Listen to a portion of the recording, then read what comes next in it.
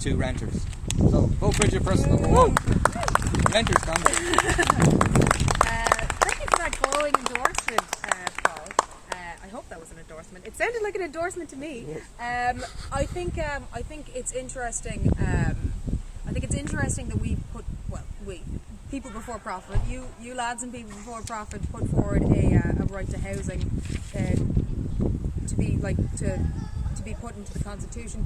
How do you feel it'll go, given that the majority or that a third of the TDs in the Dáil are currently landlords? How do you think that's going to go? Well, I think we got a glimpse of that yesterday, because if you notice in Fine Gael, in Varadkar's speech yesterday, I just saw the headlines, he made a particular point of saying, well, I'm for the right to housing, everyone's for the right to housing, but having the right to housing doesn't mean anything in reality. And that's like really interesting, because we had a bill about the right to housing just 2 weeks ago, so that's not an accident. And like what they did with our bill, so we put forward the exact same bill in 2017 and they voted against it. And it's a sign not of their changed attitude, but of the change of the amount of pressure that they're under from below. That this time round, when we put forward the exact same bill, this time round they said, oh, we're going to allow it to pass second stage.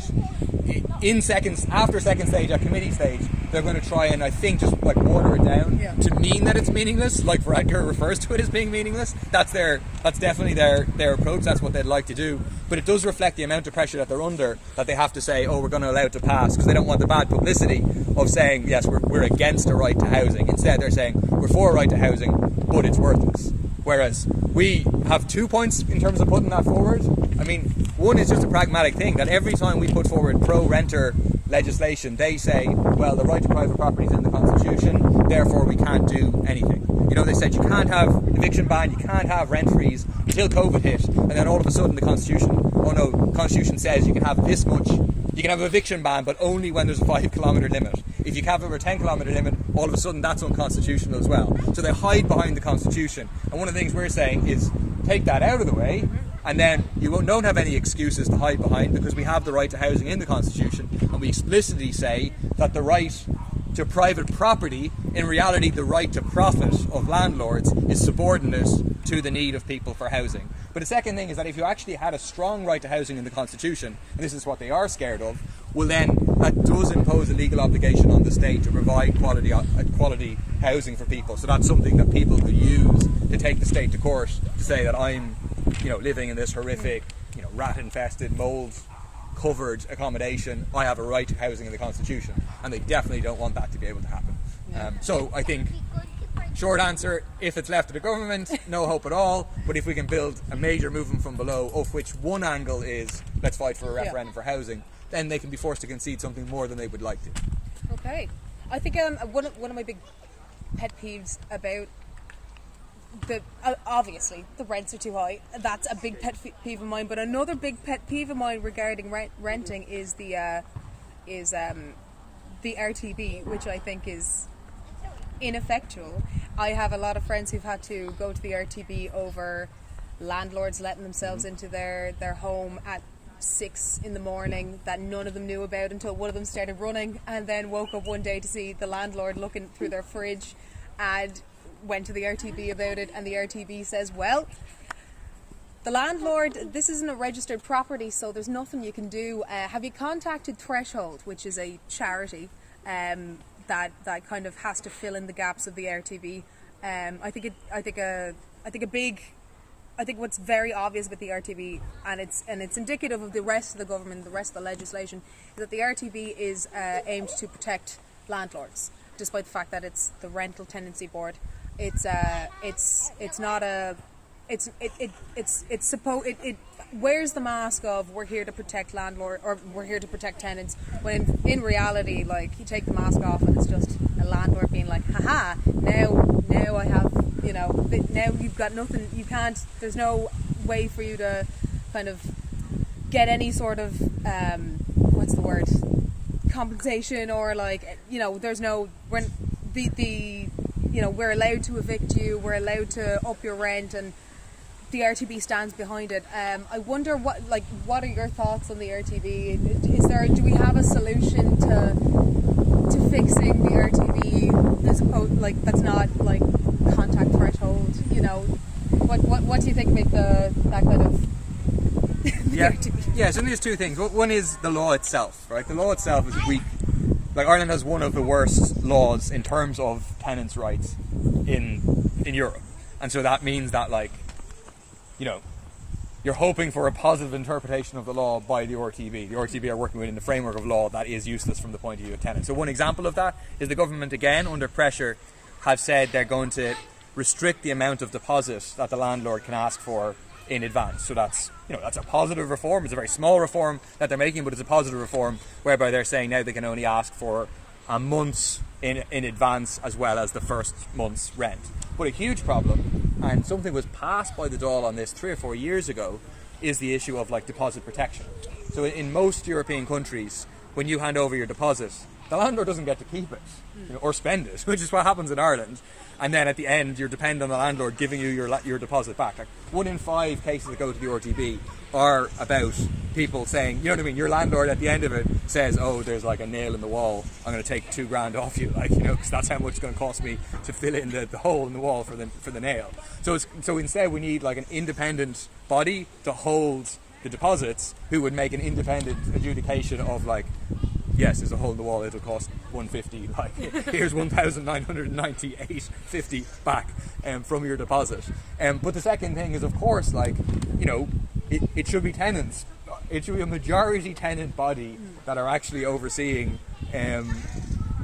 conflicts, adjudication, etc. between tenants and landlords, as opposed to, in reality, I mean, going through RTB is an absolute headache for people, and then at the end of it, it's obviously often doesn't result in any sort of satisfaction.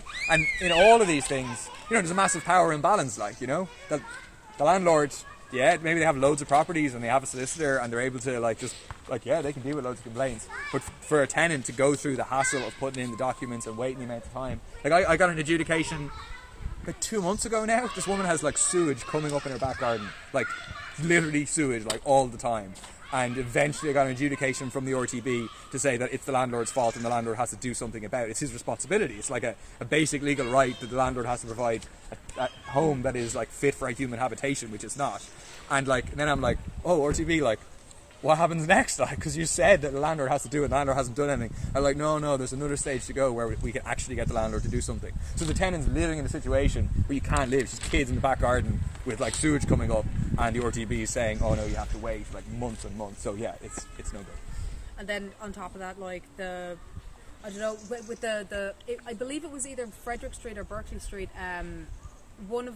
A previous tenant had been kicked out of that gaff before the big famous evictions, and it was an illegal eviction in that case as well. And the RTB now in 2021 said that it was an illegal eviction and that they were evicted in 2019.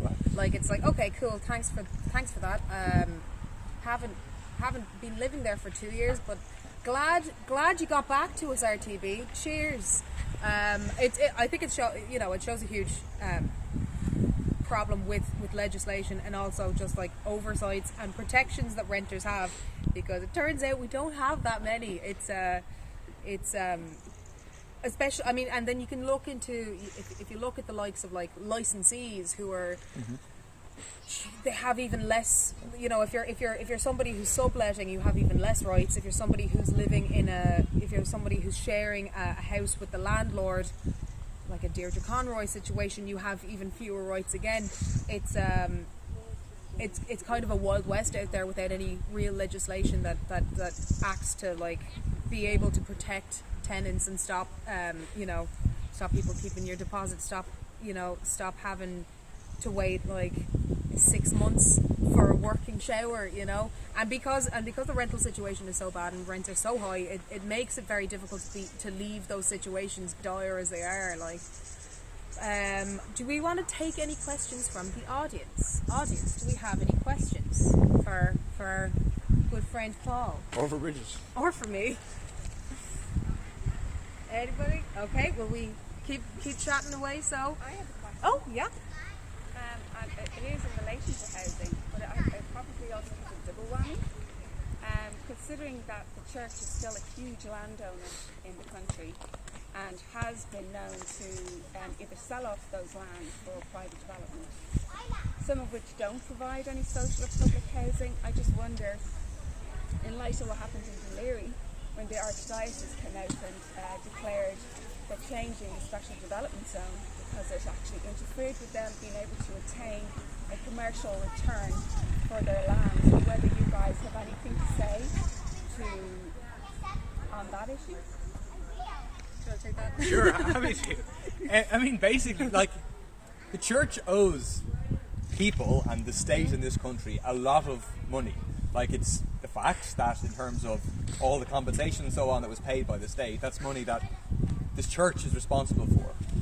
Church lands should be taken out of church control and brought into public ownership, where we can use them for development of public housing, development of public infrastructure, and that particularly obviously relates to the issue of the National Maternity Hospital, where Varadkar, under questioning from Breed Smith last Thursday, admitted for the first time that there's a problem with the proposal, almost fell there, with the proposal for the National Maternity Hospital ownership structure. Basically, the National Maternity Hospital is going to be built on church-owned land. The church, the Sisters of Charity say, oh, but it's going to be nothing to do with us. We just get to appoint the board of directors of one body, who get to appoint the board of directors of the next body. But don't worry, you can trust us, we're not going to have any influence in terms of running the hospital. But we know that they run 3 other hospitals in the country, the Sisters of Charity, and we know that none of those hospitals offer abortion, offer sterilisation, offer vasectomies. They don't offer those things, and we know that in the constitution of the overarching body, it says in line with the principles of Mary Aikenhead, i.e. the Catholic Church. And Varadkar then today, well, I saw it today on Twitter, but it could have been yesterday, said, but bizarrely, after what he said on Thursday, some of those who have a problem with it, it's a problem for ideological reasons. Whereas, like, I mean, if you want to call it ideology, that we think that women should be able to access full reproductive health care in a maternity hospital, like, fine, like, call that ideology. But it's not some, like, abstract meaningless ideology. It's a real thing that has an impact, that, like, the current ownership structure that they're going for will have a devastating impact in terms of the ability in the National Maternity Hospital to access all the services that women need to be able to access. And so that's a definite point, you know, like we need to be building, we can build it where it's currently planned to be built, but the point is they should be public land, they should be CPO'd and taken into public ownership. So right next door to St. Vincent's Healthcare, Yeah. the campus which is St. Vincent's Hospital, where the National Maternity Hospital is, you have less than a couple of metres up, you have the former Home and School for the Blind and the Disability Centre and Caritas, the former Convalescent Centre, which is now all be liquidated, and although St. Vincent's Hospital are using Caritas momentarily for its Carew House, which is a geriatric